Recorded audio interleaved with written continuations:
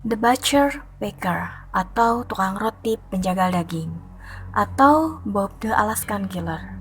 Inilah nama lain atau nama yang sangat dikenal di Alaska sana untuk seorang Robert Hansen.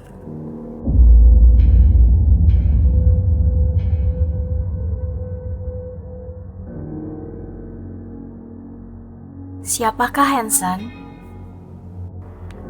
Robert Christian Hansen lahir di Esterville, Iowa, dari pasangan Christian dan Edna Hansen pada 15 Februari 1939. Masa kecil Hansen tidaklah mudah. Dia memiliki hubungan yang kurang baik dengan ayahnya yang selalu mendominasi keluarga. Sejak kecil, Hansen sudah bekerja berjam-jam di toko roti milik keluarga. Dan meskipun secara alami dia kidal, Hansen memaksakan diri untuk menggunakan tangan sebelah kanannya, yang mengakibatkan dia menjadi gagap bicara. Hansen tumbuh menjadi sosok yang pendiam dan pemalu. Selain itu, dia juga memiliki masalah jerawat yang mengakibatkan gadis-gadis yang disukai oleh Hansen menolak dia. Begitu pula teman lainnya sering mengolok-olok Hansen karena gagap, sehingga Hansen tumbuh menjadi anak yang penyendiri. Sebagai seorang remaja yang tumbuh tidak memiliki teman atau buangan sosial, Hansen sering melakukan kegiatan sendiri, yaitu berburu binatang. Yang pada akhirnya dari hobi inilah Hansen mulai berfantasi untuk balas dendam.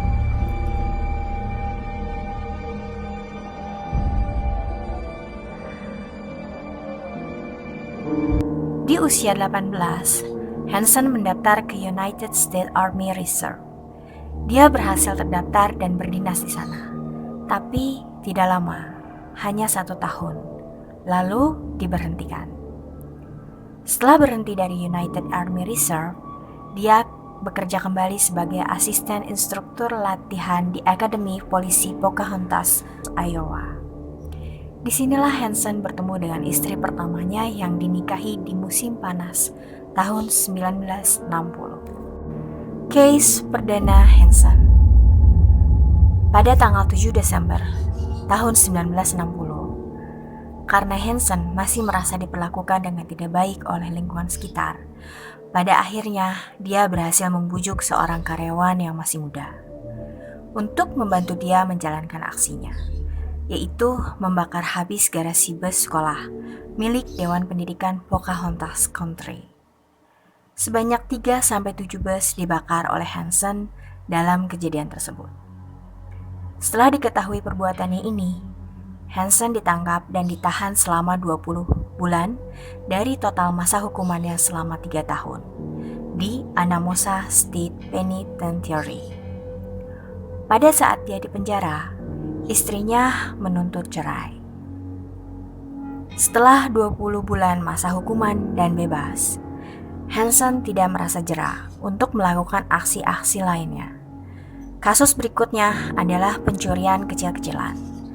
Namun, setelah kasus-kasus tersebut, walaupun dia memiliki catatan background yang kurang baik, Hansen tetap berhasil menikah kembali dengan wanita lokal lainnya. Dia menikahi wanita kedua ini di tahun 1963 pada saat Hansen berusia 24 tahun. Setelah Hansen merasa cukup dengan kota masa kecilnya, akhirnya pada tahun 1967 dia memutuskan untuk pindah ke Anchorage, Alaska, USA, menjauh dari kota yang memiliki kenangan pahit selama masa kecilnya. Dia pindah ke sebuah komunitas kecil, memiliki keluarga dengan 2 orang anak dan menetap dengan kehidupan yang tenang di sana. Dia sangat disukai oleh tetangga-tetangganya, dan dia juga membuka toko roti di Anchorage. Sebagian besar penduduk kota Anchorage mengenal Hansen sebagai tukang roti dengan keluarga yang bahagia dan memiliki bakat di bidang berburu. Bahkan pencapaian berburu Hansen sempat tercatat di buku rekor dunia Pop and Young. Namun, kejanggalan mulai terlihat dari beberapa case yang dia buat kembali. Pada tahun 1972, dia ditangkap sebanyak 2 kali. Yang pertama, untuk kejahatan penculikan dan percobaan pemerkosaan kepada seorang ibu rumah tangga. Please deh. Case yang kedua, dia memperkosa seorang wanita tunasusila.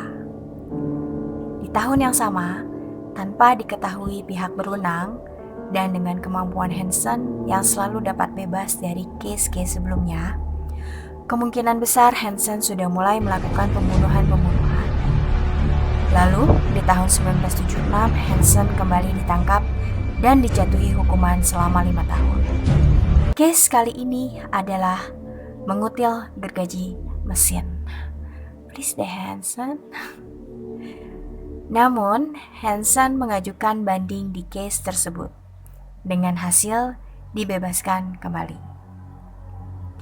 Hansen juga didiagnosis mengalami gangguan bipolar dan pernah diberi resep obat litium untuk mengendalikan perubahan suasana hati. Moody ya dia. Tapi sayangnya dia tidak pernah diperintah secara resmi untuk mengkonsumsi obat tersebut. Cindy Paulson Case. Pada tanggal 13 Juni tahun 1983. Aku belum lahir nih. Cindy Paulson, gadis berusia 17 tahun, seorang pekerja tunasusila, ditemukan oleh seorang supir truk sedang berlari dengan panik di 6th Avenue, tanpa alas kaki dengan kondisi tangan terborgol. Paulson baru berhasil lolos dari Hansen dengan cara menyelinap dari kursi belakang mobil Hansen dan membuka pintu belakang lalu berlari secepat mungkin dari Bandara Merrill Field pada saat Hansen sedang sibuk mempersiapkan pesawat Piper Super Cub miliknya yang tadinya akan digunakan untuk membawa Paulson ke kabin miliknya.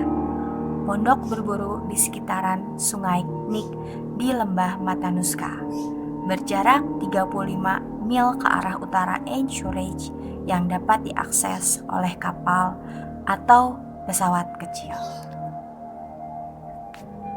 Dalam pelariannya, Paulson mencoba untuk menyetop sebuah truk dan dikarenakan kondisi Paulson yang tidak karuan ini, membuat supir truk berhenti dan memperbolehkan Paulson untuk menumpang di truknya. Paulson meminta untuk diturunkan di Moose Inn. Sesampainya di sana, dia lalu pergi menumpang sebuah taksi ke Big Timber Motel.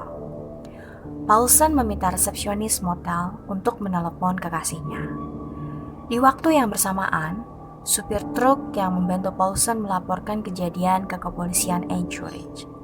Dan kepolisian Anchorage langsung bergerak cepat mencari Paulson. Berdasarkan informasi yang diperoleh dari supir truk, orang-orang yang melihat Paulson di Moose Inn dan resepsionis Big Timber Motel, kepolisian akhirnya menemukan Paulson di kamar 110 masih dalam kondisi terborgol seorang diri. Lalu Paulson dibawa ke markas polisi Anchorage. Di sana Paulson menceritakan detail kejadian yang dilakukan oleh Hansen kepadanya.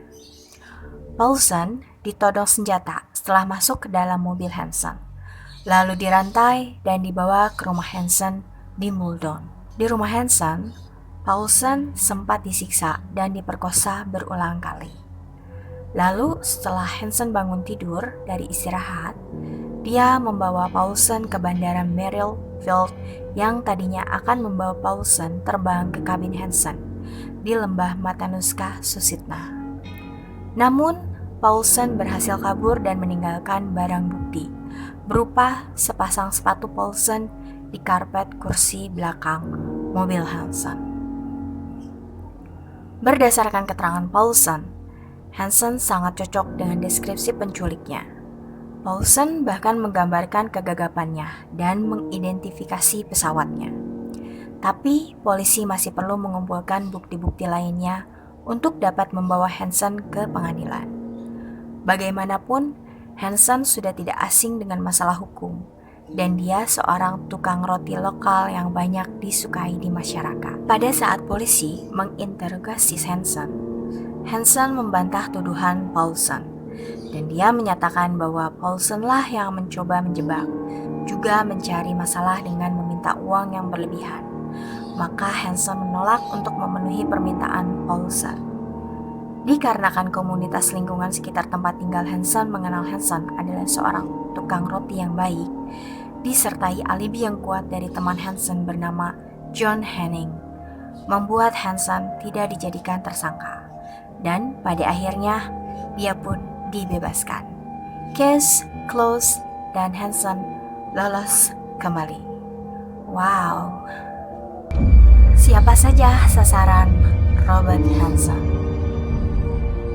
Sasaran utama kejahatan Hanson adalah wanita tunasusila, penari erotis, topless dancer, seperti penari striptease dan sejenisnya. Dengan cara diculik, diperkosa, disiksa, dan dia juga akan membawa perempuan-perempuan tersebut ke kabin milik dia di Snake River menggunakan pesawat pribadinya.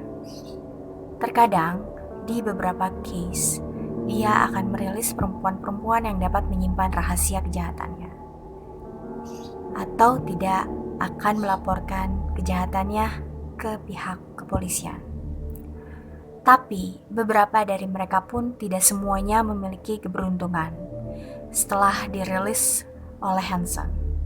Beberapa perempuan dirilis dan diberikan harapan hidup untuk kembali diburu, juga dilacak oleh Hanson demi kepuasan dirinya sendiri dengan senjata hunting knife atau pisau berburu dan mini rifle Ruger kaliber 14.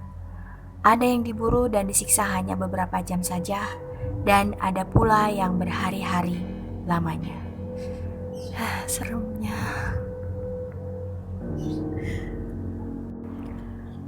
Hasil kerja Anchorage Police Department. Di rentang waktu yang bersamaan, ada detektif Glenn Fluke dari Alaska State Troopers. Ia adalah bagian dari tim yang menyelidiki penemuan beberapa jasad di sekitaran Anchorage, Seward, dan lembah Matanuska Susitna. Jasad pertama yang ditemukan di tahun 1981 oleh pekerja konstruksi dekat Eklutna Road. Jasad ini dijuluki dengan nama Eklutna Annie oleh para penyelidik karena jasad ini tidak pernah teridentifikasi. Jasad selanjutnya, Joanna Messina, ditemukan di tahun yang sama di tambang kerikil dekat Seward. Lalu pada tahun 1982 ditemukan sisa-sisa jasad Sherry Morrow, 23 tahun, dekat sungai Nick di kubur dangkal.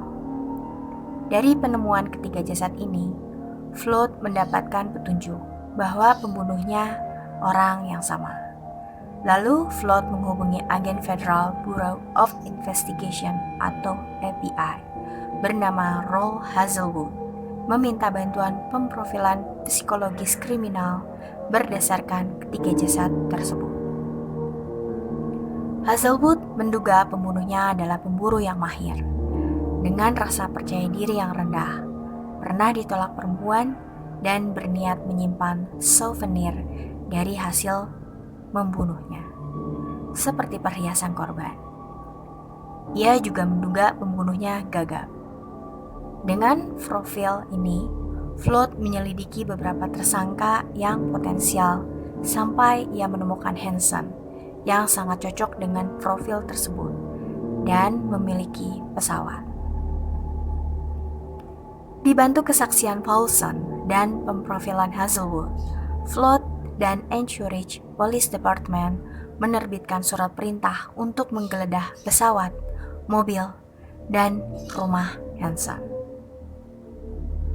Pada tanggal 27 Oktober 1983, penggeledahan dilakukan. Penyidik menemukan perhiasan yang dimiliki orang-orang hilang dan sejumlah senjata api di ruang tersembunyi di loteng rumah Hanson, seperti shotgun Winchester berisi 12 peluru, rifle Remington 552, Thompson Contender 7mm single shot.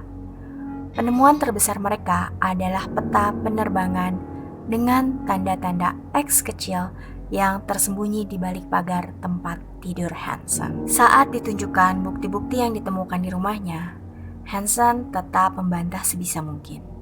Lalu mulai menyalahkan para korban dan berusaha membenarkan motifnya. A great playing victim as hell. Akhirnya, ia mengakui setiap bukti yang ditunjukkan kepadanya dan mengakui pernah melakukan serangkaian serangan terhadap beberapa wanita Alaska sejak tahun 1971. Korban terawal Hansen adalah gadis remaja berkisar antara 16 sampai 19 tahun. Bukan pekerja tunasusila dan penari erotis yang berujung pada temuan ini. Damn man. Ending story Robert Hansen.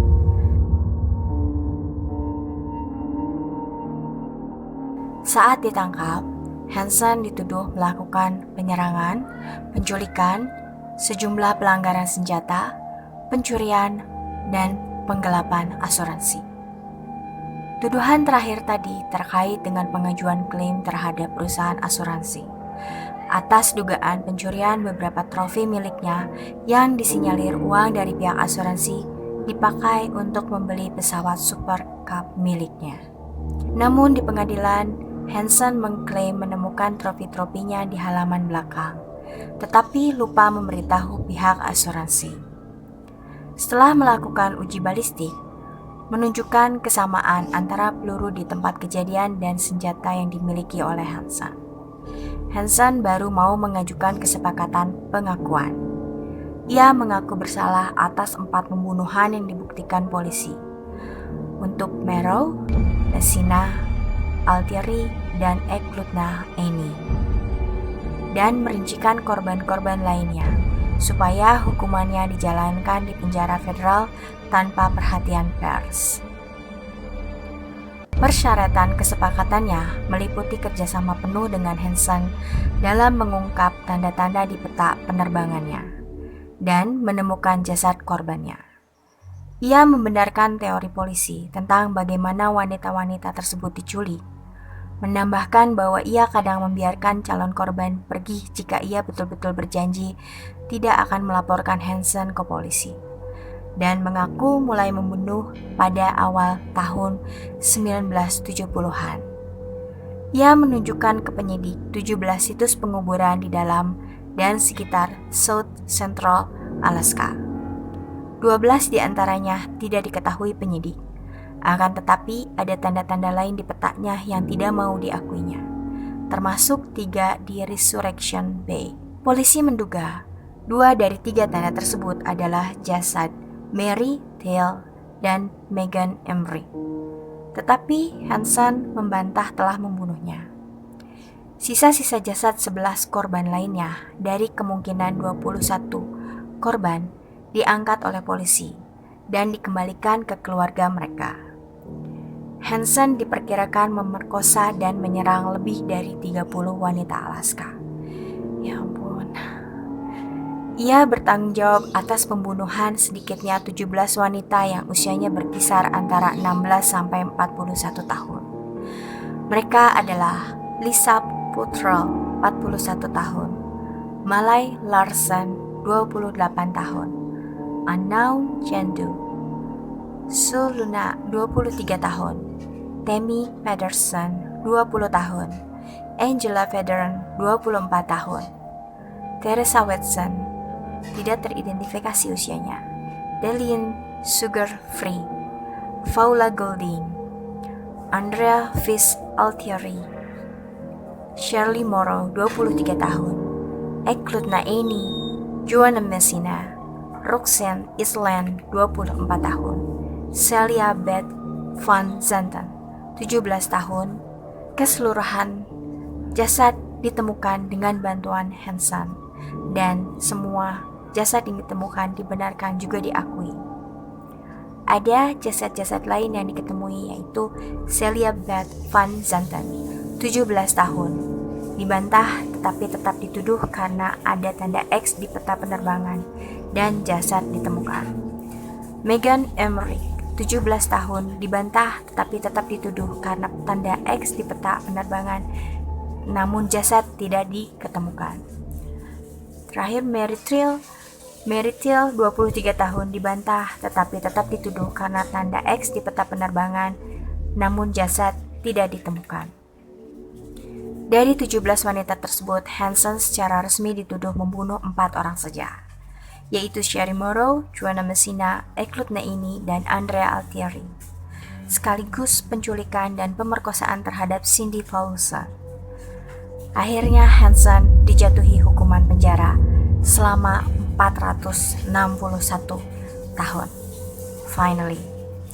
Dan dari penangkapan ini, Hansen akhirnya dipenjara di United States Penitentiary, Lewisburg, Pennsylvania, pada tahun 1988. Ia dipulangkan ke Alaska dan ditahan sementara di Lemon Creek Correctional Center di Juneau, Alaska. Lalu dipindahkan ke Spring Creek Correctional Center di Seward. Dan akhirnya Hansen meninggal di rumah sakit tanggal 21 Agustus 2014 di usia 75. Death by natural causes. Kisah Robert Hansen ini didokumentasikan menjadi buku dan film. Berikut daftar buku yang mendokumentasikan Hansen. Fair Game, Butcher Baker, A True Account of a Serial Murder, Murder at 40 Below, True Crime Stories from Alaska.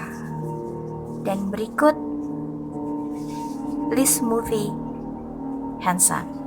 The Frozen Ground, tahun 2013. The FBI Files, Hunter's Game, 1999. Dan yang terakhir adalah Alaska Ice Cold Killers, Hunting Humans, 2012. Oke teman-teman, itulah tadi kisah dari Robert Hansen.